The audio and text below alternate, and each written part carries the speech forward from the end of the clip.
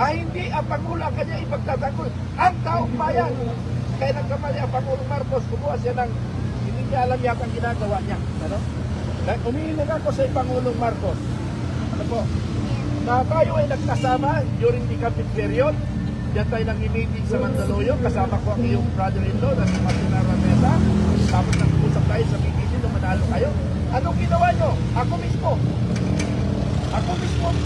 inistigos mga sambayan ng Pilipino nang akala ko nag-organize ako ng more or less 6 million para tulungan manalo ang Marcos kasi mahal ko ang Marcos because I am Marcos loyalist. Pero hindi ako makin, hindi ako KB, hindi ako bulak at KB bulak. Pa isa, nalimutan ko. KB bulak, bingi. Okay. Hindi ako ganon. Kaya ako kumalas kasi nga ang akala ko yung pagtulong ko sa pagkapanalo ni Pangulong Marcos ay ang kayamanan nila ay ibibigay sa taong bayan, sa mga mahirap. Hindi pala eh. Puro pagnanakaw ang kanyang mga ginagawa. At ang tunay na yan, si Sergeant Cotesa na ayon sa ating batas kasi nag-iisa lang siya, pwede magawa ng kwento, pero may collaborate siya kaya, may nag-collaborate siya. Si Saldico mismo, alam niya ang nangyayari. So yung ano yung sinabi ni Sergeant Cotesa at sinatunayan ni Saldico, ni Congressman Saldico, ang mga totoong mga sinabi, hinayag ni Sergeant Cotesa. So mga kababayan, nananawagan ako, pumunta na kayo dito sa White Plains at mag-usap-usap tayo, tama ba ang nangyayari sa ating bansa? Ang tanong ko sa lahat ng Pilipino, may problema ba ang bansa natin? May nakawang bang nangyayari o wala? Yun yung katanungan ko sa sambayang Pilipino. Hindi matintindihan. Bakit maraming magkakapi ng magnanakaw? Sige sir, isa pa pong katanungan. May pagbabago po ba sa security protocol po matapos maglabas ang EFP na statement na hindi po sila lalakong sa anumang rally po kayo? Ako 40 years ako sa Philippine Army. Tama naman yun, hindi sila makikilaw. Hindi sila makikilaw kung ang usapin ay politika.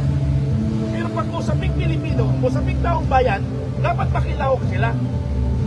Ano ba yung ibig sabihin? Kung mapumunta kayo sa loob ng kampo, ano nakasulat na malaki dyan? Protect the Filipino people in this state. So maliwanag yan. Wala nakalagayan, protect the president. Wala nakalagay doon, protect the president. Protect the constitution, mayroon pa.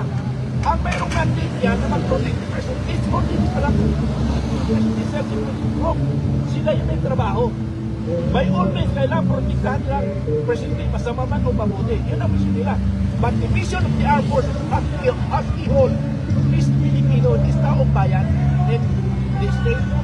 So, mga kababayan ko, nakasama ko si General Brother, alam niya na ano ang nangyari, nasa kanyang decision yan. Wala akong panawagan kung nasa kanyang decision.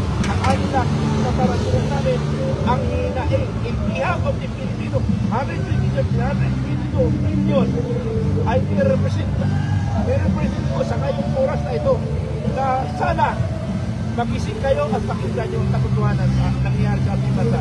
Mamaya, marami pang darating. Nanawagan ako sa lahat. Mamaya, darating ang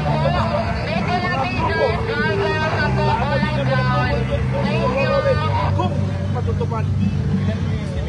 Estimated namin sa ngayon, alam pa ng grupo sila. Alam silang grupo sila. Basta Pilipino, religious sector, Muslim sector, lahat ng sector ng dito para papatuloy yung mga tao ay mag-represent dito pa mga masya sila. At mayroon ang pasabi sa amin na darating sila. Sige sir, saan naman sa mga dati? Okay. Sa mga darating ko na mga Pilipino na nakiisa sa sambayan ng Pilipino, pagbabago, hinihiling ko po, mapayapa tayong kakanapin dito. Isa ako sa kalaban na mayroong masasaktan na Pilipino. Kaya panawagan ko sa lahat ng Pilipino na dadalo ngayon, ang lahat ng katabi nyo, ingatan ninyo, baka may nakasingit. Dalawa lang kasi ang pwede kong pagdududahan. Ang NPA at naka-uniforme. Naka-uniforme ang aking pagdududahan at ang padudahan ko ang NPA. So dalawa lang pwede kumuha sa amin yan. Sa aming grupo, hindi mangyayari. Dahil yan ang training namin. At mabuhay ang Pilipino. Mabuhay ang lahat ng naniniwala laban sa corruption. Mabuhay po. Salamat, sir. Thank you, thank you. Sir, nalubat ngayon lang. Nalubat. Meron nakuha. Ngayon lang. Nakuha. Mabaki lang na ba? Ngayon lang. Anong masasabi mo sa sinabi ni Sir? Una-una na pala Paul. Ha? Maliabo siya ngayon, hindi kami pala pala. Okay din. Okay. Ikaw. Sir, shoutout po lahat ng mga Muslim. Hoy, mga kababayan ko, mga taga Mindanao, Muslim. Kamusta kayo? Makilaos na. Makilap na kayo, yun nandito sa loob ng Metro Manila. Sumama na kayo. Yung sa Mindanao, mayroon tayo sa rally sa Mindanao, sa Davao o sa Mansulok sa Pilipinas. Mayroon tayo. Lumahap tayo. Ipakita natin para sa sambayan ng Pilipino. Mabuhay ang Pilipino. Mabuhay. Laban sa korupsyon.